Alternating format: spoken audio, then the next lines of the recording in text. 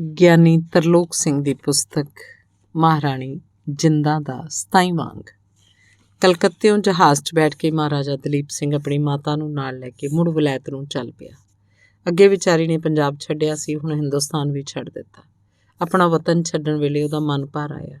ਅਟੁੱਟ ਹੰਝੂਆਂ ਦੀ ਲੜੀ ਅੱਖਾਂ 'ਚੋਂ ਕਿੰਨਾ ਚਿਰ ਵਗਦੀ ਰਹੀ। ਕਈ ਦਿਨਾਂ ਦੇ ਲੰਮੇ ਸਫ਼ਰ ਪਿੱਛੋਂ ਮਾਂ ਪੁੱਤ ਲੰਡਨ ਪੁੱਜ ਗਏ। ਮਹਾਰਾਣੀ ਦੀ ਰਿਹਾਇਸ਼ ਵਾਸਤੇ ਡਾਕਟਰ ਲਾਜਨ ਨੇ ਪਹਿਲਾਂ ਹੀ ਲੈਨਕੈਸਟਰ ਗੇਟ ਲੰਡਨ ਦੇ ਅੰਦਰ ਇੱਕ ਮਕਾਨ ਕਿਰਾਏ 'ਤੇ ਲੈ ਰੱਖਿਆ ਸੀ। ਉਸ 'ਚ ਹੀ ਪਹਿਲਾਂ ਰਿਹਾਇਸ਼ ਰੱਖੀ। ਹਿੰਦੁਸਤਾਨੀ ਗੋਲੀਆਂ ਨੇ ਤੇ ਸੇਵਕ ਸਾਥ ਸੀ, ਜਿਨ੍ਹਾਂ 'ਚ ਸੱਜਣ ਸਿੰਘ, ਸ਼ਾਮੋ, ਗੋਮਤੀ ਵੀ ਨਾਲ ਸੀ। ਲੰਡਨ ਪੁੱਜ ਕੇ ਮਹਾਰਾਣੀ ਦੇ ਜੀਵਨ 'ਚ ਖੁਸ਼ੀ ਨਹੀਂ ਆਈ। ਗਮ ਤੇ ਉਦਾਸੀ ਨੇ ਉਹਦਾ ਪਿੱਛਾ ਨਹੀਂ ਛੱਡਿਆ। ਉਦਾਸੀ ਦਾ ਕਾਰਨ ਇੱਕ ਤਾਂ ਉਹਦਾ ਤਨ ਬੜਾ ਕਮਜ਼ੋਰ ਸੀ ਤੇ ਜੋੜਾਂ 'ਚ ਪੀੜਾਂ ਹੋਣ ਲੱਗ ਪਈਆਂ। ਮੰਜੇ ਜਾਂ ਕੁਰਸੀ 'ਤੇ ਬੈਠਣਾ ਜਾਂ ਉਹਨਾਂ ਤੋਂ ਉੱਠਣਾ ਉਸ ਵਾਸਤੇ ਔਖਾ ਹੋ ਗਿਆ। ਅੱਖਾਂ ਦੀ ਜੋਤ ਬਿਲਕੁਲ ਘੱਟ ਗਈ। ਬਥੇਰੇ ਡਾਕਟਰਾਂ ਨੂੰ ਵਿਖਾਇਆ, ਫੀਸਾਂ, ਦਵਾਈਆਂ, ਧਨ ਲੁਟਾਇਆ ਗਿਆ, ਪਰ ਰੋਗਾਂ ਨੇ ਖਹਿੜਾ ਨਾ ਛੱਡਿਆ। ਦੂਜਾ ਕਾਰਨ ਸੀ ਅੰਗਰੇਜ਼ੀ ਰਾਜ ਤੇ ਉਹਦੇ ਕਰਮਚਾਰੀਆਂ ਦੀ ਕਠੋਰਤਾ, ਜਿਹਨੂੰ ਅਸੀਂ ਸੁਖੈਨ ਬੋਲੀ 'ਚ ਆਖ ਸਕਦੇ ਹਾਂ ਕਿ ਹੈਨਰੀ ਲਾਰੈਂਸ, ਜੋ ਉਸ ਵੇਲੇ ਇੰਡੀਆ ਕੌਂਸਲ ਦਾ ਮੈਂਬਰ ਸੀ, ਉਹਨੇ ਹਿੰਦੁਸਤਾਨ 'ਚੋਂ ਇੱਕ ਚਿੱਠੀ ਅੰਗਰੇਜ਼ ਸਰਕਾਰ ਨੂੰ ਵਲੈਤ ਲਿਖੀ ਕਿ ਭਾਵੇਂ ਮਹਾਰਾਣੀ ਜਿੰਦਾ ਕਮਜ਼ੋਰ ਤੇ ਅੱਖਾਂ ਤੋਂ ਅੰਨੀ ਹੋ ਗਈ ਹੈ, ਫਿਰ ਵੀ ਮਹਾਰਾਜਾ ਦਲੀਪ ਸਿੰਘ ਨੂੰ ਉਸ ਕੋਲੋਂ ਦੂਰ ਰੱਖਣਾ ਚਾਹੀਦਾ ਹੈ। ਉਹਨੂੰ ਕੋਈ ਉਲਟੀ ਮੱਤ ਦੇਵੇਗੀ, ਹੋ ਸਕਦਾ ਕੋਈ ਸਾਜ਼ਿਸ਼ ਘੜੇ। ਇਹ ਬੜੀ ਖਤਰਨਾਕ ਤੇ ਰਾਜ ਵਾਪਸ ਲੈਣ ਲਈ ਹੁਣ ਤੱਕ ਸੁਪਨੇ ਲੈ ਰਹੀ ਹੈ। ਲੰਡਨ ਦੀ ਅੰਗਰੇਜ਼ੀ ਸਰਕਾਰ ਨੇ ਉਸੇ ਵੇਲੇ ਚਿੱਠੀ 'ਤੇ ਅਮਲ ਕੀਤਾ ਤੇ ਡਾਕਟਰ ਲਾਜਨ ਨੂੰ ਸੱਦ ਕੇ ਸਲਾਹ ਦਿੱਤੀ ਕਿ ਮਹਾਰਾਣੀ ਨੂੰ ਵੱਖ ਰੱਖੇ। ਮਹਾਰਾਜੇ ਨੂੰ ਕਿਹਾ ਕਿ ਜੇ ਐਸਾ ਨਾ ਕੀਤਾ ਗਿਆ ਤਾਂ ਉਹਦੇ ਭਵਿੱਖ 'ਤੇ ਵਜ਼ੀਫੇ ਦਾ ਅਸਰ ਪਏਗਾ। ਲਾਜਨ ਦੀ ਸਲਾਹ 'ਤੇ ਲੰਡਨ ਤੋਂ 10 ਕੁ ਮੀਲ ਦੂਰ ਕੈਂਸਿੰਗਟਨ ਨਗਰ 'ਚ ਇੱਕ ਮਹਿਲ ਖਰੀਦਿਆ ਗਿਆ, ਜਿਹਦਾ ਨਾਂ ਅਬਿਗਡਨ ਹਾਊਸ ਰੱਖਿਆ ਸੀ। ਗੋਲੀਆਂ ਤੇ ਸੇਵਕਾਂ ਦੇ ਸਾਥ ਮਹਾਰਾਣੀ ਨੂੰ ਤਾਂ ਉੱਥੇ ਰਹਿਣ ਵਾਸਤੇ ਮਜਬੂਰ ਕੀਤਾ ਗਿਆ। ਮਹਾਰਾਜਾ ਸਾਹਿਬ ਲੰਡਨ 'ਚ ਰਹਿਣ ਲੱਗੇ। ਇਸ ਨਵੇਂ ਤੇ ਅੰਤਿਮ ਸਦਮੇ ਨੇ ਮਹਾਰਾਣੀ ਦੇ ਦਿਲ 'ਤੇ ਬੜਾ ਡੂੰਘਾ ਅਸਰ ਕੀਤਾ। ਤਨ 'ਚ ਅਰੋਗਤਾ ਆਉਣ ਦੀ ਥਾਂ ਰੋਗਾਂ ਨੇ ਮੱਲ ਲਈ। ਥੋੜ੍ਹਾ ਬਹੁਤ ਜੋ ਚਾਨਣ ਸੀ ਉਹ ਵੀ ਨਾ ਰਿਹਾ। ਉਹ ਬਿਲਕੁਲ ਅੰਨੀ ਹੋ ਗਈ। ਲੱਤਾਂ ਤੇ ਪੈਰ ਚੱਲਣੋਂ ਰਹਿ ਗਏ। ਜੀਵਨ ਤੋਂ ਬੇਜ਼ਾਰ ਹੋ ਗਈ। ਮਲਕਾ ਵਿਕਟੋਰੀਆ ਤੇ ਅੰਗਰੇਜ਼ੀ ਸਰਕਾਰ ਦੇ ਕਰਮਚਾਰੀਆਂ ਅੱਗੇ ਬਥੇਰੇ ਵਾਸਤੇ ਪਾਏ। ਉਹਨੂੰ ਪੁੱਤਰ ਕੋਲ ਰਹਿਣ ਦਿੱਤਾ ਜਾਏ, ਉਹਦੇ ਪੁੱਤਰ ਨੂੰ ਮਹਾਰਾਜਾ ਬਣਾਇਆ ਜਾਏ, ਜਿਵੇਂ ਇਕਰਾਰ ਕੀਤਾ ਗਿਆ ਸੀ, ਪਰ ਕਿਸੇ ਇੱਕ ਨਾ ਸੁਣੀ। ਬਹਾਨਿਆਂ ਨਾਲ ਹੀ ਟਾਲਦੇ ਰਹੇ। ਬਸ ਇਹ ਉੱਤਰ ਆਉਂਦਾ ਕਿ ਸਰਕਾਰ ਵਿਚਾਰ ਕਰ ਰਹੀ ਹੈ। ਮਹਾਰਾਜਾ ਦਲੀਪ ਸਿੰਘ ਦੀ ਉਮਰ 24 ਸਾਲ ਤੋਂ ਉੱਪਰ ਹੋ ਗਈ। ਮਹਾਰਾਣੀ ਦੀ ਤੀਬਰ ਇੱਛਾ ਸੀ ਕਿ ਉਹ ਪੁੱਤਰ ਦਾ ਵਿਆਹ ਕਰੇ, ਪਰ ਕਿੱਥੇ? ਇਸ ਸਵਾਲ ਦਾ ਉੱਤਰ ਉਹਨੂੰ ਕੋਈ ਨਹੀਂ ਸੀ ਦੇ ਸਕਦਾ। ਵਲੈਤ 'ਚ ਕੋਈ ਸਿੱਖ ਖਾਨਦਾਨ ਨਹੀਂ ਸੀ ਰਹਿੰਦਾ ਜਿਸ 'ਚੋਂ ਕੋਈ ਲੜਕੀ ਲੱਭ ਸਕੇ। ਪੰਜਾਬ 'ਚ ਨਾ ਮਹਾਰਾਣੀ ਆ ਸਕਦੀ ਸੀ ਤੇ ਨਾ ਮਹਾਰਾਜਾ ਦਲੀਪ ਸਿੰਘ। ਨਾ ਹੀ ਅੰਗਰੇਜ਼ੀ ਸਰਕਾਰ ਦੀ ਮਰਜ਼ੀ ਸੀ ਕਿ ਕਿਸੇ ਪੰਜਾਬੀ ਜਾਂ ਸਿੱਖ ਘਰਾਣੇ ਦੀ ਸੁਸ਼ੀਲ ਕੰਨਿਆ ਨਾਲ ਸ਼ਾਦੀ ਹੋਵੇ। ਅਨੇਕਾਂ ਅੰਗਰੇਜ਼ ਕੁੜੀਆਂ ਮਹਾਰਾਜੇ ਨਾਲ ਸ਼ਾਦੀ ਕਰਨਾ ਚਾਹੁੰਦੀਆਂ ਸੀ, ਪਰ ਮਹਾਰਾਜਾ ਨਾ ਮੰਨਿਆ। ਜਿਉਂ-ਜਿਉਂ ਅੰਗਰੇਜ਼ੀ ਸਰਕਾਰ ਵੱਲੋਂ ਤੇ ਪਾਬੰਦੀਆਂ ਲੱਗ ਰਹੀਆਂ ਸੀ, ਤਿਉਂ-ਤਿਉਂ ਉਹਦਾ ਪਿਆਰ ਤੇ ਸਤਿਕਾਰ ਅੰਗਰੇਜ਼ ਕੌਮ ਨਾਲੋਂ ਘਟਦਾ ਜਾਂਦਾ ਸੀ। ਇੱਕ ਵਾਰੀ ਲੇਡੀ ਲਾਜਨ ਨੇ ਉਹ ਤੋਂ ਪੁੱਛਿਆ, ਮਹਾਰਾਜਾ ਜੀ, ਤੁਸੀਂ ਕਿਸੇ ਅੰਗਰੇਜ਼ ਸੁੰਦਰੀ ਨਾਲ ਸ਼ਾਦੀ ਕਿਉਂ ਨਹੀਂ ਕਰਦੇ? ਇਸ ਪੁੱਛ ਦਾ ਉੱਤਰ ਮਹਾਰਾਜੇ ਨੇ ਇਉਂ ਦਿੱਤਾ ਕਿ ਮੈਂ ਵੇਖ ਰਿਹਾ ਕਿ ਅੰਗਰੇਜ਼ਾਂ ਵਿੱਚ ਕਿਸੇ ਦੂਸਰੀ ਕੌਮ ਦੇ ਮਨੁੱਖ ਵਾਸਤੇ ਸਤਿਕਾਰ, ਹਮਦਰਦੀ ਤੇ ਸੱਚਾ ਪਿਆਰ ਨਹੀਂ। ਇਹਨਾਂ ਦੇ ਦਿਲਾਂ 'ਚ ਕਠੋਰਤਾ ਤੇ ਫਰੇਬ ਹੈ। ਇਸ ਵਾਸਤੇ ਮੈਂ ਕਿਸੇ ਉਸ ਸੁੰਦਰੀ ਨਾਲ ਪ੍ਰੀਤ ਨਹੀਂ ਪਾ ਸਕਦਾ ਜਿਹਦੀਆਂ ਨਾੜਾਂ 'ਚ ਅੰਗਰੇਜ਼ੀ ਲਹੂ ਹੋਵੇ। 31 ਜੁਲਾਈ 1863 ਦੀ ਸ਼ਾਮ ਐਬਿੰਗਡਨ ਹਾਊਸ ਦੇ ਇੱਕ ਕਮਰੇ 'ਚ ਪਲੰਘ 'ਤੇ ਲੇਟੀ ਮਹਾਰਾਣੀ ਆਪਣੇ ਜੀਵਨ ਦੀਆਂ ਅੰਤਿਮ ਘੜੀਆਂ ਗਿਣ ਰਹੀ ਹੈ। ਗੋਲੀਆਂ ਤੇ ਸੇਵਕ ਅੱਖਾਂ ਭਰੀ ਚੁੱਪਚਾਪ ਇੱਧਰ ਉੱਧਰ ਤੁਰੇ ਫਿਰਦੇ ਆ। ਸਾਰੇ ਮਹਿਲ ਤੇ ਉਦਾਸੀ ਤੇ ਗਮ ਦਾ ਪਰਛਾਵਾਂ ਹੈ। ਕੋਈ ਪੰਛੀ ਵੀ ਨਹੀਂ ਬੋਲਦਾ। ਡਾਕਟਰ ਨਿਰਾਸ਼ ਹੋ ਕੇ ਜਾ ਚੁੱਕਿਆ। ਜਿਉਣਾ ਹੁਣ ਝੂਠ ਹੈ, ਮਰਨਾ ਸੱਚ ਹੈ।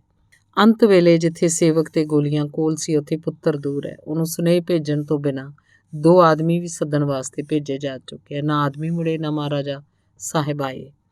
ਮਹਾਰਾਣੀ ਦੀ ਜ਼ਬਾਨ ਨੂੰ ਜਿਵੇਂ ਵਲ ਪੈ ਰਹੇ ਹੈ। ਫਿਰ ਵੀ ਉਹ ਹੌਲੀ ਹੌਲੀ ਆਖ ਰਹੀ ਹੈ, ਮੇਰੇ ਲਾਲ ਨੂੰ ਸੱਦੋ, ਜਾਂਦੀ ਵਾਰੀ ਤਾਂ ਮਿਲ ਲਵਾਂ। ਇੰਨਾ ਹੀ ਆਖ ਦੇਵਾਂ, ਪੁੱਤਰਾ ਮੈਂ ਚੱਲੀ ਹਾਂ ਉੱਥੇ ਜਿੱਥੋਂ ਜਾ ਕੇ ਕੋਈ ਮੁੜ ਕੇ ਨਹੀਂ ਆਉਂਦਾ। ਮੇਰੇ ਪੁੱਤਰ ਦੀ ਕਿਸਮਤ ਦਾ ਫੈਸਲਾ ਹੁੰਦਿਆਂ ਨਹੀਂ ਹੋਇਆ। ਮੇਰੇ ਪਿੱਛੋਂ ਕੀ ਹੋਏਗਾ? ਸੁਰਤੀ ਗਿਆ, ਸਰਕਾਰ ਹੌਸਲਾ ਕਰੋ, ਹੁਣੇ ਆ ਜਾਂਦੇ, ਆਖ ਕੇ ਸ਼ਾਮੋ ਤੇ ਗੋਮਤੀ ਮਹਾਰਾਣੀ ਨੂੰ ਧੀਰਜ ਦੇ ਰਹੀਆਂ ਸੀ। ਸਾਰਿਆਂ ਦੀਆਂ ਅੱਖਾਂ ਮਹਾਰਾਜਾ ਦਲੀਪ ਸਿੰਘ ਦਾ ਰਾਹ ਵੇਖ ਰਹੀਆਂ ਸੀ, ਪਰ ਉਹ ਨਾ ਆਏ। ਮਹਾਰਾਣੀ ਪਲ ਪਲ ਪਿੱਛੋਂ ਪੁੱਛਦੀ ਰਹੀ। ਜਿਉਂ-ਜਿਉਂ ਰਾਤ ਬੀਤਦੀ ਗਈ, ਤਿਉਂ-ਤਿਉਂ ਮਹਾਰਾਣੀ ਦੀ ਹਾਲਤ ਖਰਾਬ ਹੁੰਦੀ ਗਈ। ਰਾਤ ਮੁੱਕੀ, ਸੂਰਜ ਚੜ੍ਹਨ ਲੱਗਾ ਤਾਂ ਬੜੀ ਔਖਿਆਈ ਨਾਲ ਮਹਾਰਾਣੀ ਨੇ ਪੁੱਛਿਆ, ਆਇਆ ਨਹੀਂ? ਅੱਛਾ, ਮੈਂ ਤਾਂ ਚੱਲੀ ਹਾਂ, ਉਹਨੂੰ ਆਖ ਦਿਓ ਉਡੀਕਦੀ ਅੱਛਾ ਮੈਂ, ਮੇਰੀ ਇੱਛਾ, ਮੈਨੂੰ ਮੇਰੇ ਦੇਸ਼ ਸਾੜੋ, ਜੇ ਨਾ ਹੋ ਸਕੇ ਤਾਂ ਮੇਰੀਆਂ ਹੱਡੀਆਂ ਵਤਨ ਪਹੁੰਚਾਓ, ਇਹ ਮੇਰੀ ਅੰਤਮ ਇੱਛਾ। ਗੋਲੀਆਂ ਨੂੰ ਪ੍ਰਤੀਤ ਹੋ ਗਿਆ ਕਿ ਉਹਨਾਂ ਦੀ ਪਿਆਰੀ ਮਹਾਰਾਣੀ ਉਹਨਾਂ ਨੂੰ ਸਦੀਵੀ ਵਿਛੋੜਾ ਦੇ ਰਹੀ ਹੈ, ਰੋ ਰਹੀਆਂ ਸੀ। ਸ਼ਾਮੋ ਨੇ ਮਹਾਰਾਣੀ ਦੀ ਨਬਜ਼ ਨੂੰ ਘੁੱਟਿਆ ਸੀ। ਕਦੀ ਨਬਜ਼ ਹੌਲੀ ਹੋ ਜਾਂਦੀ, ਕਦੀ ਤੇਜ਼।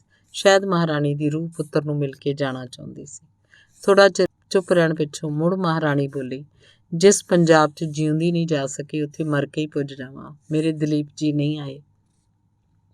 ਇਸ ਪੁੱਛ ਦਾ ਕੋਈ ਉੱਤਰ ਦਾਸੀਆਂ ਨੇ ਨਾ ਦਿੱਤਾ। 1 ਅਗਸਤ 1863 ਦੀ ਉਹ ਘੜੀ ਆ ਗਈ ਜੋ ਘੜੀ ਮਾਂ ਪੇਟੋਂ ਜੰਮੇ ਹਰ ਮਨੁੱਖ ਨੂੰ ਇੱਕ ਵਾਰ ਜ਼ਰੂਰ ਆਉਂਦੀ ਹੈ। ਮਹਾਰਾਣੀ ਬੋਲਣ ਤੋਂ ਅਸਮਰਥ ਹੋ ਗਈ। ਘੋਰੜੂ ਵੱਜਣ ਲੱਗ ਪਿਆ। ਨਬਜ਼ ਹਿੱਲਣੋਂ ਹਟ ਗਈ। ਚਿਹਰੇ ਦਾ ਰੰਗ ਬਦਲ ਗਿਆ। ਬੁੱਲ੍ਹ ਤੇ ਦੰਦ ਖੁੱਲ੍ਹੇ ਹੀ ਰਹਿ ਗਏ। ਸ਼ਾਮੋ ਨੇ ਰੋਂਦਿਆਂ ਹੋਇਆਂ ਹੌਲੀ ਜਿਹੀ ਮਹਾਰਾਣੀ ਦਾ ਹੱਥ ਛੱਡ ਦਿੱਤਾ। ਜਿਉਂ ਹੀ ਹੱਥ ਹੇਠਾਂ ਰੱਖਿਆ, ਅੰਤਿਮ ਵਾਰ ਮਹਾਰਾਣੀ ਦਾ ਸਰੀਰ ਜ਼ੋਰ ਨਾਲ ਕੰਬਿਆ, ਹਿੱਲਿਆ। ਉਸ ਕੰਬੇ ਦੇ ਨਾਲ ਇੱਕ ਮੱਧਮ ਜਿਹੀ ਹੂਕ ਉੱਠੀ, ਮੇਰਾ ਦਲੀਪ।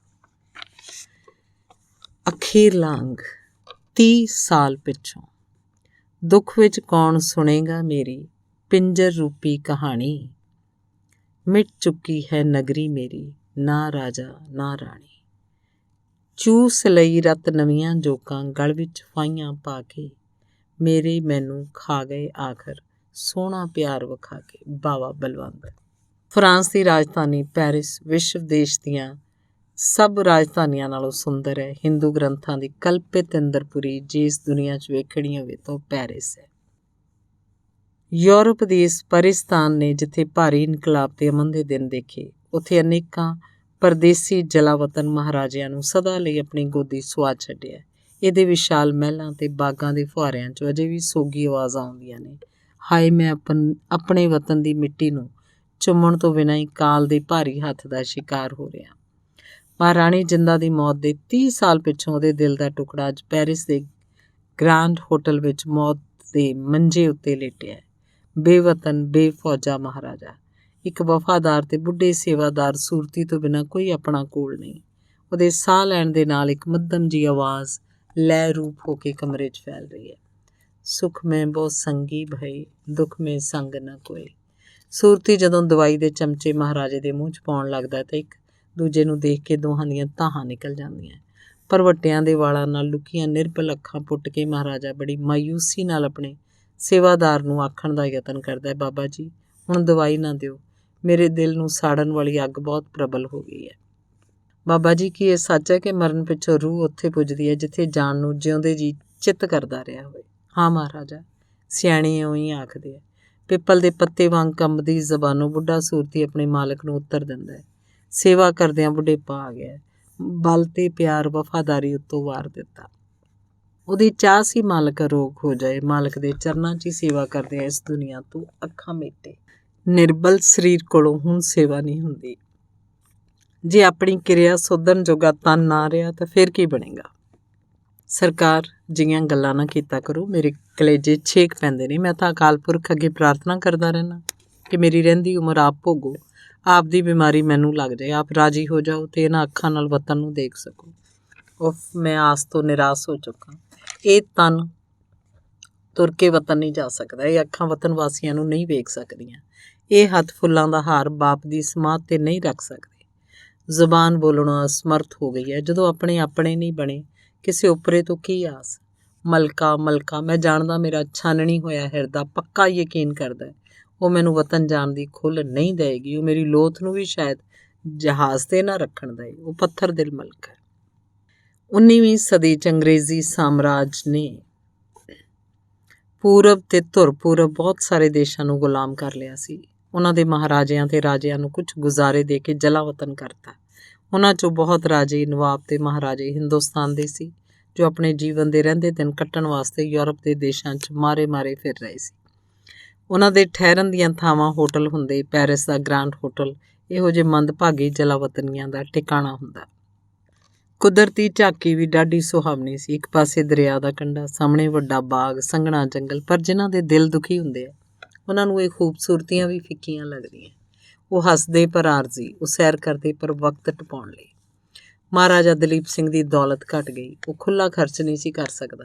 ਉਹਨੇ ਇੱਕੋ ਕਮਰਾ ਕਿਰਾਏ 'ਤੇ ਲਿਆ ਹੋਇਆ ਸੀ। ਮਿੱਤਰਾਂ ਨੂੰ ਸੱਦਣ 'ਤੇ ਖਾਣਾ ਖਵਾਉਣ ਦੀ ਥਾਂ ਬੜੀ ਮੁਸ਼ਕਿਲ ਨਾਲ ਡਾਕਟਰਾਂ ਦੀਆਂ ਫੀਸਾਂ ਤੇ ਦਵਾਈਆਂ ਦੀਆਂ ਕੀਮਤਾਂ ਦੇ ਬਿੱਲ ਤਾਰਦਾ ਸੀ। ਰੋਗ ਪੁਰਾਣਾ ਹੋ ਚੁੱਕਾ ਸੀ ਜੋ ਦਿਨ ਬ ਦਿਨ ਸਰੀਰ ਨੂੰ ਖੋਖਲਾ ਕਰੀ ਜਾਂਦਾ।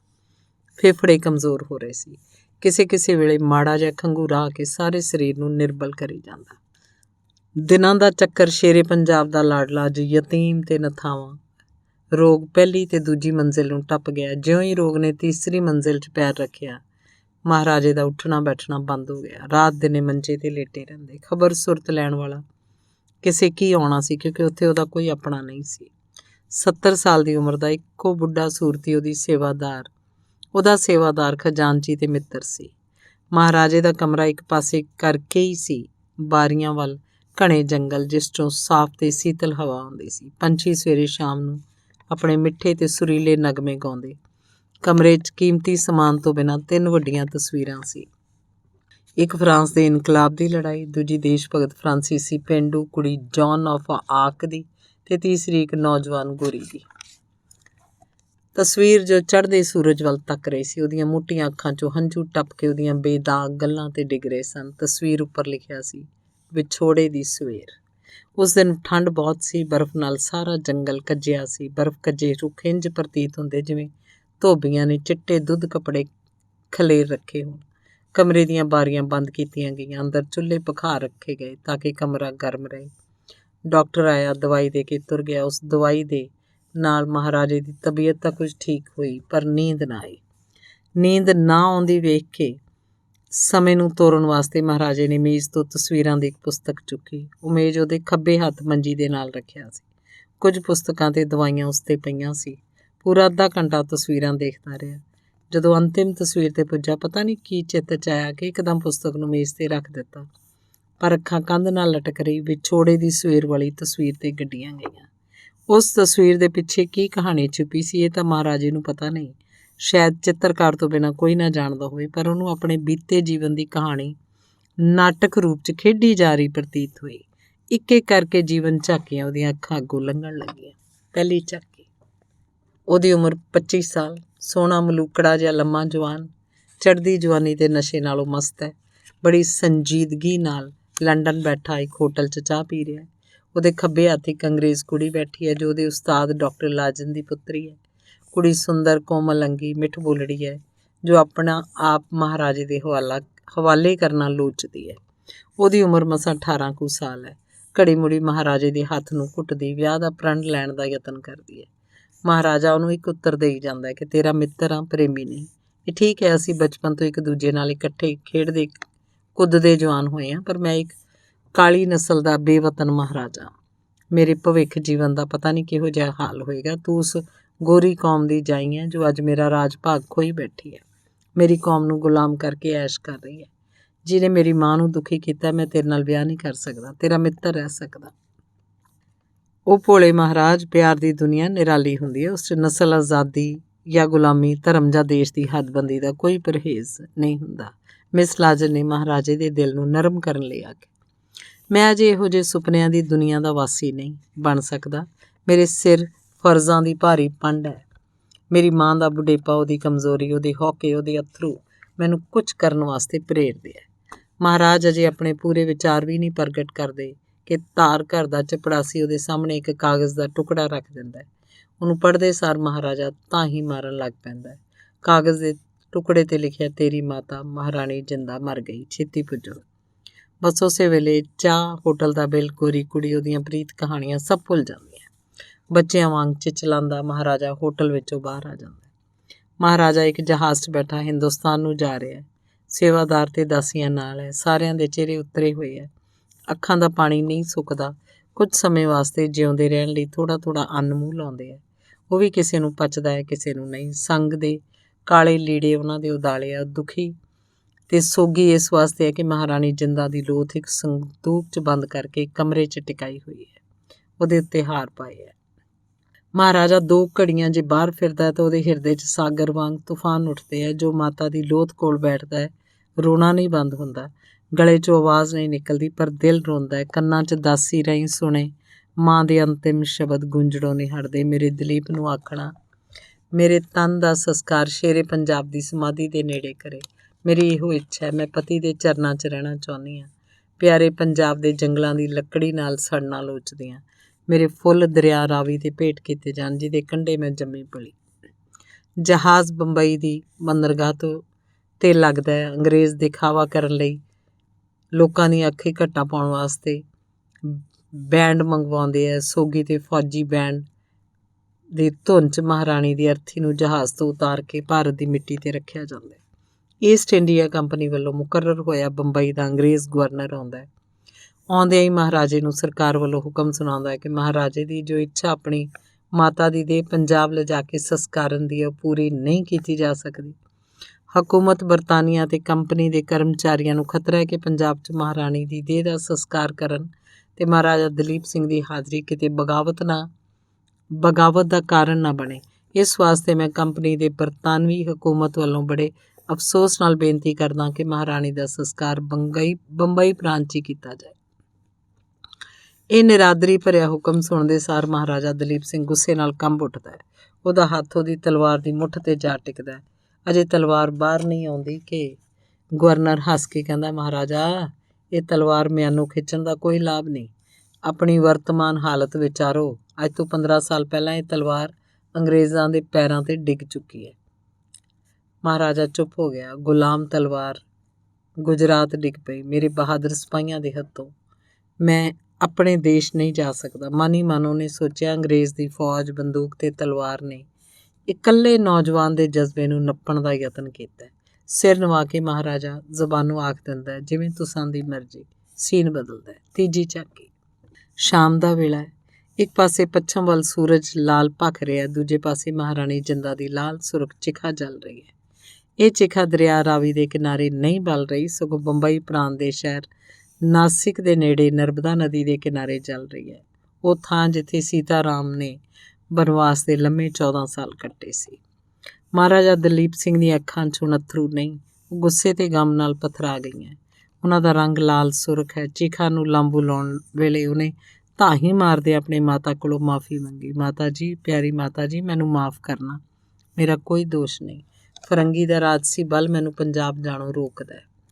ਬਗਾਨੀ ਜੂਹ 'ਚ ਤੇਰੀ ਮੜੀ ਬਣ ਰਹੀ ਹੈ। ਇਹ ਵਾਕ ਚੇਤੇ ਆਉਂਦਿਆਂ ਹੀ 30 ਸਾਲ ਪਿੱਛੋਂ ਬਿਸਤਰੇ ਮਰਗ ਉੱਤੇ ਪਿਆ ਦਲੀਪ ਸਿੰਘ ਘਬਰਾ ਉੱਠਿਆ। ਛਾਨਣੀ ਹੋਇਆ ਉਹਦਾ ਦਿਲ।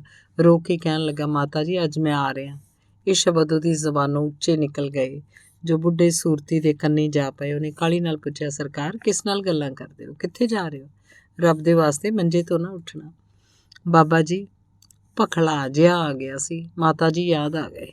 ਸਰਕਾਰ ਨੂੰ ਕਿੰਨੀ ਵਾਰ ਆਖਿਆ, ਬੀਤੇ ਸਮੇਂ ਨੂੰ ਯਾਦ ਨਾ ਕਰੋ, ਇਸ ਤਰ੍ਹਾਂ ਰੋਗ ਵੱਧ ਜਾਂਦਾ ਹੈ।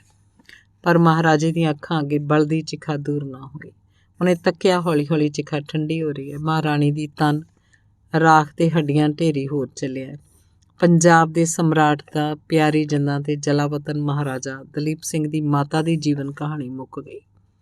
ਨਰਮਦਾ ਦੇ ਜਲ ਨਾਲ ਭਸਮ ਨੂੰ ਠੰਡਾ ਕੀਤਾ ਗਿਆ। ਮੁੜ ਭਸਮ ਤੇ ਅਸਥੀਆਂ ਇਕੱਠੀਆਂ ਕਰਕੇ ਨਰਮਦਾ 'ਚ ਜਲ ਪ੍ਰਵਾਹ ਕੀਤੀਆਂ। ਆਪਣੀ ਮਾਤਾ ਦਾ ਮ੍ਰਿਤਕ ਸੰਸਕਾਰ ਕਰਕੇ ਉਹ ਵਿਹਲਾ ਹੋਇਆ ਤਾਂ ਹਕੂਮਤ ਨੇ ਵਲਾਇਤ ਵਾਪਸ ਜਾਣ ਦਾ ਹੁਕਮ ਦੇ ਦਿੱਤਾ। ਮਹਾਰਾਜੇ ਨੇ ਦਿਲ 'ਤੇ ਪੱਥਰ ਰੱਖ ਕੇ ਇਸ ਹੁਕਮ ਨੂੰ ਸੁਣਿਆ। ਮਣਾ ਮੋਈ ਪਾਣੀ ਦੀਆਂ ਛੱਲਾਂ ਨੂੰ ਚੀਰਦਾ ਹੋਇਆ ਬੇੜਾ ਵਲਾਇਤ ਨੂੰ ਜਾ ਰਿਹਾ। ਮਹਾਰਾਜਾ ਦਲੀਪ ਸਿੰਘ ਤੋਂ ਬਿਨਾਂ ਉਸ ਵਿੱਚ ਐਸੇ 7 ਹੋਰ ਰਾਜੇ ਵਲਾਇਤ ਨੂੰ ਜਾ ਰਹੇ ਜਿਨ੍ਹਾਂ ਦੇ ਰਾਜ ਭਾਗ 'ਤੇ ਈਸਟ ਇੰਡੀਆ ਕੰਪਨੀ ਕਾਬਜ਼ ਹੋ ਗਈ।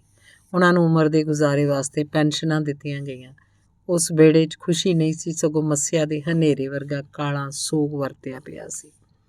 ਮਾਂ ਬੱਚੇ ਦਾ ਵਿਆਹ ਹੁੰਦਾ ਵੀ ਨਾ ਦੇਖ ਸਕੀ। ਦਲੀਪ ਸਿੰਘ ਯਤੀਮ ਹੋ ਗਿਆ। ਜਹਾਜ਼ 'ਚ ਬੈਠੇ ਨੂੰ ਖਾਣ ਪੀਣ ਵੀ ਭੁੱਲ ਗਿਆ। ਸੁਰਤੀ ਮੱਲੋ ਮੱਲ ਕੁਝ ਖਵਾਉਂਦਾ ਤੇ ਕੱਪੜੇ ਬਦਲਾਉਂਦਾ ਰਿਹਾ। ਉਹਨੇ ਇਕੱਲਤਾ ਨੂੰ ਮਹਿਸੂਸ ਕੀਤਾ ਤੇ ਲੰਮੇ ਹੌਕੇ ਨਾਲ ਸੂਰਤੀ ਨੂੰ ਪੁੱਛਿਆ, ਹੁਣ ਮੇਰਾ ਜੀਣਾ ਕਿਸ ਅਰਥ? ਜ਼ਿੰਦਗੀ ਕਦੀ ਬੇਅਰਥ ਨਹੀਂ ਹੁੰਦੀ। ਜੋ ਜੀਂਦਾ ਹੈ ਉਹ ਜ਼ਰੂਰ ਕਿਸੇ ਦੇ ਕੰਮ ਆਉਂਦਾ ਹੈ। ਮਾਂ ਬਾਪ ਸਦਾ ਕਿਸੇ ਦੇ ਸਾਥ ਨਹੀਂ ਰਹੇ। ਇਹ ਜਗਤ ਦੀ ਚਾਲ ਹੈ। ਤੁਸੀਂ ਮਰਦ ਹੋ, ਮਰਦ ਵੀ ਜਵਾਨ, ਜਿਨ੍ਹਾਂ ਕੋਲ ਜਵਾਨੀ, ਸੁੰਦਰਤਾ ਤੇ ਦੌਲਤ ਹੈ। ਤੁਸੀਂ ਅੱਜ ਜ਼ਿੰਦਗੀ ਨੂੰ ਹਸਾ ਖਿੜਾ ਤੇ ਅਰਥ ਵਾਲੀ ਬਣਾ ਸਕਦੇ ਹੋ।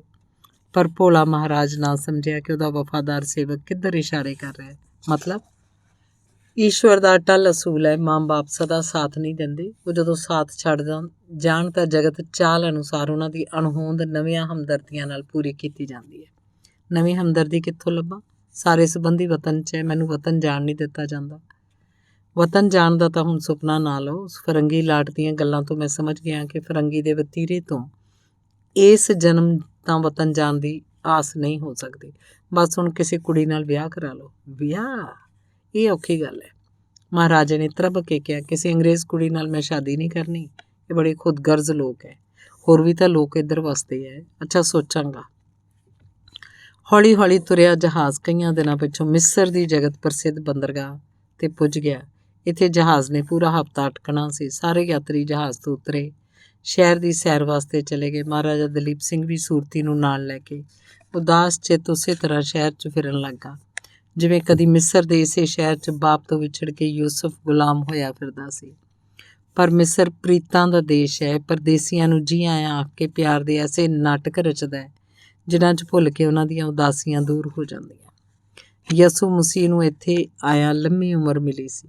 ਨੀਲ ਦਰਿਆ 'ਚ ਰੁੜੇ ਜਾਂਦੇ ਮੂਸੇ ਨੂੰ ਕੱਢ ਕੇ ਮਿਸਰ ਦੀਆਂ ਮੁਟਿਆਰਾਂ ਨੇ ਪਿਆਰ ਭਰੇ ਨਾਜ਼ੁਕ ਧੜਕਦੇ ਸੀਨੇ ਨਾਲ ਪਾਲਿਆ ਸੀ। ਅੱਜ 30 ਸਾਲ ਪਿੱਛੋਂ ਜਵਾਨੀ ਦੀ ਝਾਕੀ ਅੱਖਾਂ ਅੱਗੇ ਲੰਘ ਰਹੀ ਹੈ।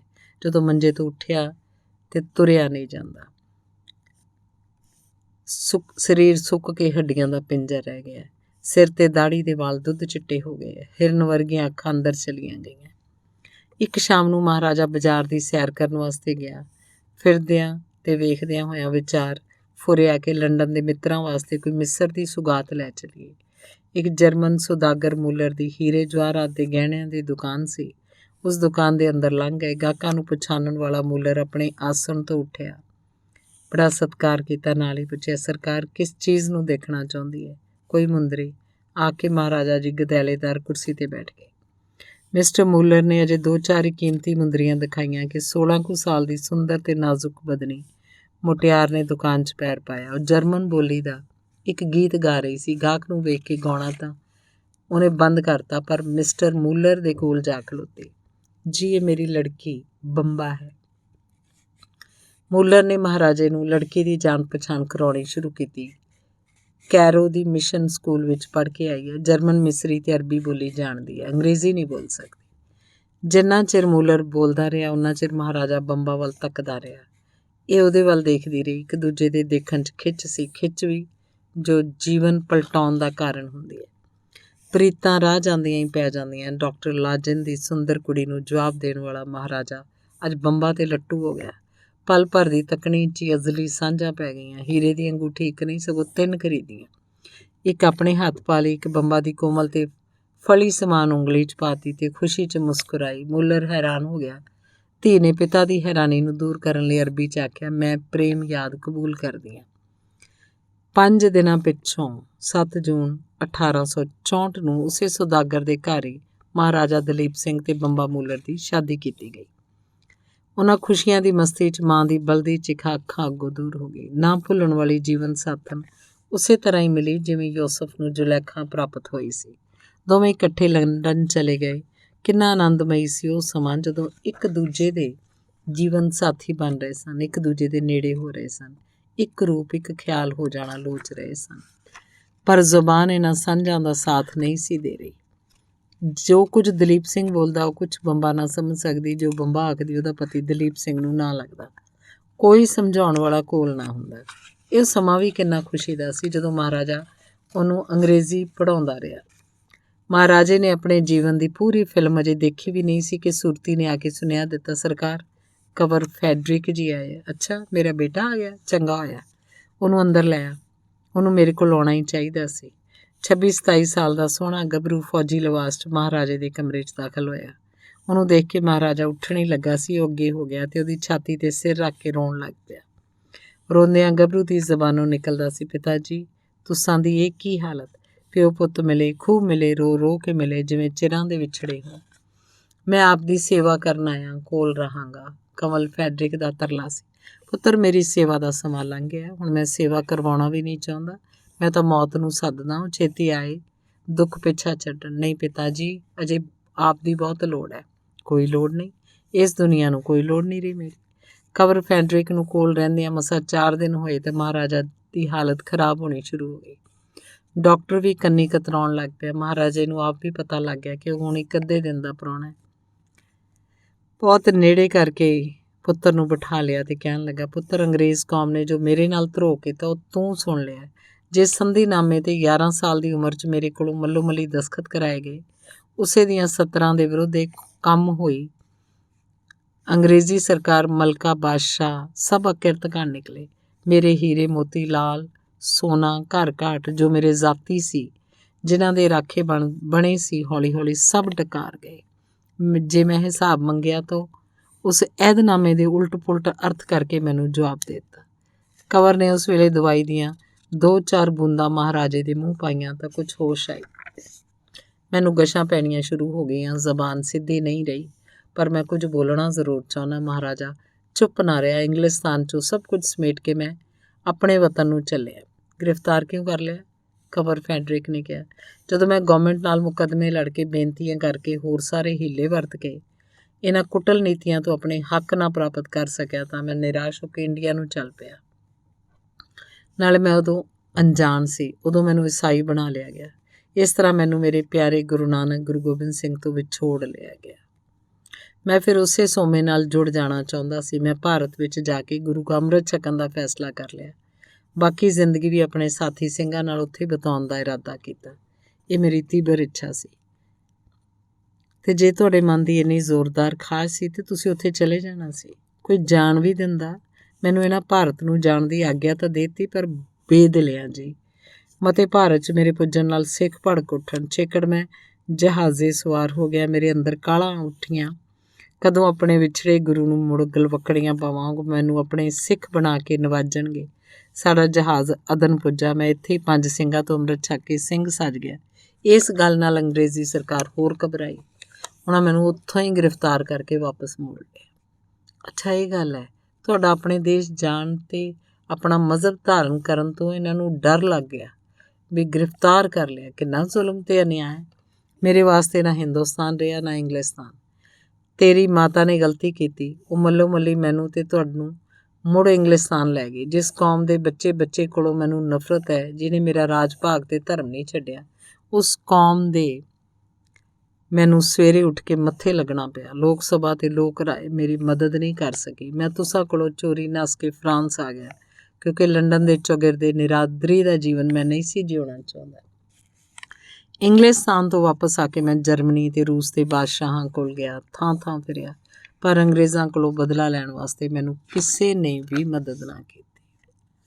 ਤੁਸੀਂ ਕਾਨਾ ਜੀ ਪ੍ਰਤੀ ਪੰਜਾਬੀ ਦੇ 1 ਪੈਸਾ ਜੀ ਪ੍ਰਤੀ ਹਿੰਦੁਸਤਾਨੀ ਇਕੱਠਾ ਕਰਕੇ ਮੇਰੀ ਸਹਾਇਤਾ ਕਰੋ। ਇਹ ਚਿੱਠੀ ਸਾਰੇ ਭਾਰਤ ਦੀਆਂ ਅਖਬਾਰਾਂ 'ਚ ਛਪੀ, ਪਰ ਮੇਰੀ ਕਿਸਮਤ ਇੰਨਾ ਆ ਕੇ ਦਲੀਪ ਸਿੰਘ ਚੁੱਪ ਕਰ ਗਿਆ। ਕਿਉਂ? ਅੱਗੇ ਕੀ ਹੋਇਆ? ਮੈਂ ਰੂਸ ਪੁੱਜਾ ਹੀ ਸੀ। ਮੈਨੂੰ ਖਬਰ ਮਿਲ ਗਈ ਕਿ ਮੇਰੀ ਜੀਵਨ ਸਾਥਣ ਮੇਰਾ ਸਾਥ ਛੱਡ ਗਈ ਹੈ। ਪਿਆਰੀ ਬੰਬਾ, ਪੁੱਤਰ, ਤੇਰੀ ਮਾਂ ਬੜੀ ਚੰਗੀ ਸੀ। ਉਹਦੇ ਨਾਲ ਹੀ ਇਹ ਵੀ ਸੁਣਿਆ ਕਿ ਡਾਕਟਰ ਲਾਜਨ ਵੀ ਇਸ ਦੁਨੀਆ ਨੂੰ ਛੱਡ ਗਿਆ। ਇਹਨਾਂ ਦੋਹਾਂ ਸਦਮਿਆਂ ਦੀ ਸੱਟ ਸ਼ਾਇਦ ਮੈਂ ਸਹਿ ਜਾਂਦਾ। ਸ਼ਾਇਦ ਮੇਰੀ ਉਮਰ ਅਜੇ 10 ਸਾਲ ਹੋਰ ਵੱਧ ਜਾਂਦੀ, ਪਰ ਇਸ ਤੋਂ ਵੀ ਭਾਰੀ ਸੱਟ ਮੇਰਾ ਲੱਕ ਤੋੜ ਗਈ। ਉਹ ਕਿਹੜੀ? ਕੰਵਰ ਨੇ ਪੁੱਛਿਆ। ਮੇਰੇ ਵਤਨ ਵਾਸੀਆਂ ਦਾ ਧਰੋਹ, ਮੇਰੇ ਗੁਰੂ ਭਾਈਆਂ ਦੀ ਗੱਦਾਰੀ, ਅਕਿਰਤ ਘਣਤਾ। ਬੜੇ ਗੁੱਸੇ ਨਾਲ ਮਹਾਰਾਜਾ ਬੋਲਿਆ। ਉੱਚੀ ਆਵਾਜ਼ ਨਹੀਂ ਸੀ, ਜ਼ੁਬਾਨ ਦੇ ਅੰਦਰਾਂ ਬਲਹੀਨ ਸੀ। ਉਹ ਕਿਵੇਂ? 30 ਨਵੰਬਰ 1899 ਦੀ ਲਿਖੀ ਚਿੱਠੀ ਜੋ ਉਸ ਸ਼ਹਿਰ ਦੇ ਸਿੰਘਾਂ ਵੱਲੋਂ ਆਈ ਹੈ, ਜਿਹੜਾ ਤੇਰੇ ਬਾਬੇ ਦੀ ਜਨਮ ਭੂਮੀ ਹੈ, ਜਿਸ ਜ਼ਿਲ੍ਹੇ 'ਤੇ ਮੈਨੂੰ ਮਾਣ ਸੀ। ਕਿਹੜਾ ਜ਼ਿਲ੍ਹਾ? ਗੁਜਰਾਂਵਾਲਾ। ਕੀ ਲਿਖਿਆ? ਪੜ੍ਹ ਲੈ। ਇਹਨਾਂ ਆ ਕੇ ਮਹਾਰਾਜੇ ਨੇ 2 ਚਿੱਠੀਆਂ ਕੰਵਰ ਨੂੰ ਫੜਾ ਦਿੱਤੀਆਂ। ਚਿੱਠੀਆਂ ਬੜੀਆਂ ਲੰਮੀਆਂ ਸੀ। ਉਹਨਾਂ 'ਚ ਰਣਜੀਤ ਸਿੰਘ ਦੇ ਰਾਜ ਦੀ ਨਿਖੇਧੀ ਕੀਤੀ। ਅੰਤ 'ਚ ਲਿਖਿਆ ਸੀ, ਜਿਹੜਾ ਤੂੰ ਸਰਕਾਰ ਅੰਗਰੇਜ਼ ਤੋਂ ਬਾਗੀ ਹੋਇਆ, ਇਹ ਤੂੰ ਅਕਲ ਦਾ ਕੰਮ ਨਹੀਂ ਕੀਤਾ। ਸਾਡੇ ਵਿੱਚੋਂ ਕੋਈ ਤੇਰੀ ਸਹਾਇਤਾ ਦਾ ਨਾਂ ਨਹੀਂ ਲਏਗਾ। ਤੂੰ ਸਾਥੋਂ ਕੋਈ ਆਸ ਨਾ ਰੱਖੀ। ਬੁਰੇ ਖਿਆਲ ਛੱਡ ਤੇ ਲੰਡਨ ਨੂੰ ਮੁੜ ਜਾ। ਅੰਗਰੇਜ਼ਾਂ ਤੋਂ ਮਾਫੀ ਮੰਗ ਲੈ। ਦੂਜੀ ਚਿੱਠੀ ਨਹੀਂ ਸੀ, ਸਗੋਂ ਲਾਰਡ ਡਫਰਿਨ ਵਾਇਸਰਾਏ ਹਿੰਦ ਤੇ ਸਿੱਖਾਂ ਵੱਲੋਂ ਪੇਸ਼ ਕੀਤੇ ਐਡਰੈਸ ਦੀ ਕਾਪੀ ਸੀ, ਜੋ 1 ਨਵੰਬਰ 1888 ਨੂੰ ਪੇਸ਼ ਕੀਤਾ ਗਿਆ। ਇਹ ਕਾਪੀ ਚਿੱਠੀ ਦੇ ਨਾਲ ਹੀ ਨੱਥੀ ਕੀਤੀ ਗਈ। ਕੰਵਰ ਨੇ ਹੇਠ ਲਿਖੇ ਵਾਕ ਬੜੇ ਜ਼ੋਰ ਨਾਲ ਪੜ੍ਹੇ। ਇਹਨਾਂ ਸਿੱਖਾਂ ਨੇ ਮਹਾਰਾਜਾ ਦਲੀਪ ਸਿੰਘ ਦੇ ਹੱਕਾਂ ਨੂੰ ਮੰਨਣ ਤੋਂ ਇਨਕਾਰ ਕਰਕੇ ਚੰਗੀ ਤਰ੍ਹਾਂ ਦੱਸ ਦਿੱਤਾ ਹੈ ਕਿ ਉਹ ਕਿਵੇਂ ਬ੍ਰਿਟਿਸ਼ ਰਾਜ ਹੇਠ ਬੜੇ ਸੁਖੀ ਹੈ। ਮਹਾਰਾਜਾ ਦਲੀਪ ਸਿੰਘ ਰੂਸੀ ਸਾਜ਼ਿਸ਼ ਦੀ ਚੁੱਕ ਨਾਲ ਖੁੱਲ੍ਹੇ ਤੌਰ 'ਤੇ ਸਿੱਖਾਂ ਨੂੰ ਆਪਣੇ ਵੱਲ ਖਿੱਚ ਰਿਹਾ। ਸਿੱਖ ਉਹਨੂੰ ਦਗੇਬਾਜ਼ ਤੇ ਝੂਠਾ ਦਾਅਵੇਦਾਰ ਸਮਝਦੇ ਆ ਤੇ ਉਹ ਆਪਣੀ ਸਰਵ ਅਧਿਕਾਰੀ ਮਲਕਾ ਵਿਕਟੋਰੀਆ ਲਈ ਮਰ ਮਿਟਣਗੇ। ਜਿਉਂ-ਜਿਉਂ ਉਪਰੋਕਤ ਲਿਖਤਾਂ ਨੂੰ ਕੰਵਰ ਪੜ੍ਹਦਾ ਗਿਆ, ਤਿਉਂ-ਤਿਉਂ ਗੁੱਸੇ ਨਾਲ ਉਹਦਾ ਸਰੀਰ ਕਾਂਬੇ 'ਚ ਆਉਂਦਾ ਗਿਆ। ਉਸ ਕਾਂਬੇ ਦੇ ਅਸਰ ਨਾਲ ਉਹਦੀ ਆਵਾਜ਼ ਉੱਚੀ ਹੁੰਦੀ ਗਈ। ਅੰਤ ਤੇ ਪੁੱਜ ਕੇ ਇੰਨੀ ਉੱਚੀ ਹੋ ਗਈ ਕਮਰਾ ਗੂੰਜ ਉੱਠਿਆ। ਉਹਨਾਂ ਕਾਗਜ਼ਾਂ ਨੂੰ ਬੜੇ ਗੁੱਸੇ ਨਾਲ ਹੱਥਾਂ 'ਚ ਮਿੱਧਦਾ ਹੋਇਆ ਬੋਲਿਆ, ਗੱਦਾਰੀ, ਭਾਰੀ ਗੱਦਾਰੀ, ਲੱਖ ਲਾਹਨਤ ਗੁਲਾਮਾਂ ਉੱਤੇ। ਪਰਦੇਸੀ ਰਾਜ ਦੀਆਂ ਸਿਫਤਾਂ ਆਪਣੇ ਦੀ ਨਖੇਦੀ ਤ੍ਰਿਕਾਰ। ਇਹਨਾਂ ਆਖਦਿਆਂ ਉਹ ਕਾਗਜ਼ ਹੱਥ 'ਚੋਂ ਪਰੇ ਸੁੱਟ ਦਿੱਤੇ। ਜਿਉਂ ਹੀ ਹੇਠਾਂ ਧਿਆਨ ਕੀਤਾ, ਮਹਾਰਾਜਾ ਦਲੀਪ ਸਿੰਘ ਦੀ ਰੂਹ ਉੱਡ ਕੇ ਕਿਤੇ ਜਾ ਚੁੱਕੀ ਸੀ। ਪਿਤਾ ਜੀ ਤੁਸੀਂ ਚਲੇ ਗਏ, ਹੋਰ ਕੁਝ ਨਾ ਦੱਸ ਗਏ, ਮੈਨੂੰ ਕੋਈ ਹੁਕਮ ਨਾ ਦੇ ਗਏ। ਇਉਂ ਕੁਰਲਾਉਂਦਾ ਕੁੰਵਰ ਫੈਡਰਿਕ ਮਹਾਰਾਜਾ ਦੀ ਲੋਥ 'ਤੇ ਡਿੱਗ ਪਿਆ। ਸੁਰਤੀ ਬਾਹਰ ਸੀ। ਉਹਨੇ ਜਦੋਂ ਕੰਵਰ ਦੀਆਂ ਧਾਈ ਸੁਣੀਆਂ, ਛੇਤੀ ਨਾਲ ਅੰਦਰ ਆਇਆ। ਉਹਦੀ ਜ਼ੁਬਾਨੋਂ ਸਿਰਫ ਇਹੋ ਨਿਕਲਿਆ ਕਿ ਸਰਕਾਰ ਤੁਰ ਗਈ। ਗਸ਼ ਖਾ ਕੇ ਫਰਸ਼ 'ਤੇ ਦੁਫਾੜ ਡਿੱਗ ਪਿਆ। ਅਜਿਹਾ ਡਿੱਗਿਆ ਫਿਰ ਨਾ ਉੱਠ ਸਕਿਆ। ਮਾਲਕ ਤੇ ਸੇਵਕ ਇਕੱਠੇ ਹੀ ਇਸ ਕਿਰਤਕਾਨ ਦੁਨੀਆ ਤੋਂ ਚਲੇ ਗਏ। ਮਹਾਰਾਜ ਦੀ ਅਰਥੀ ਨੂੰ ਬਰਤਾਨੀਆ 'ਚ ਲਿਜਾ ਕੇ ਬੜੀ ਸ਼ਾਹੀ ਸ਼ਾਨ ਨਾਲ 29 ਅਕਤੂਬਰ ਨੂੰ ਅੰਤਿਮ ਸੰਸਕਾਰ ਕੀਤਾ ਗਿਆ। ਮਲਕਾ ਵਿਕਟੋਰੀਆ ਤੇ ਹੋਰ ਅਮੀਰਾਂ ਵਜ਼ੀਰਾਂ ਨੇ ਅਫਸੋਸ ਤੇ ਹਮਦਰਦੀ ਦੇ ਦਿਖਲਾਵੇ ਭੇਜੇ। ਇਉਂ ਜਿੰਦਾ ਦੀ ਕੁਰਲਾਉਂਦੀ ਤੇ ਤੜਫਦੀ ਰੂਹ ਨੂੰ ਉਹਦੇ ਬਚੜੇ ਦਲੀਪ ਦੀ ਰੂਹ ਜਾ ਮਿਲੀ। ਧੰਨਵਾਦ।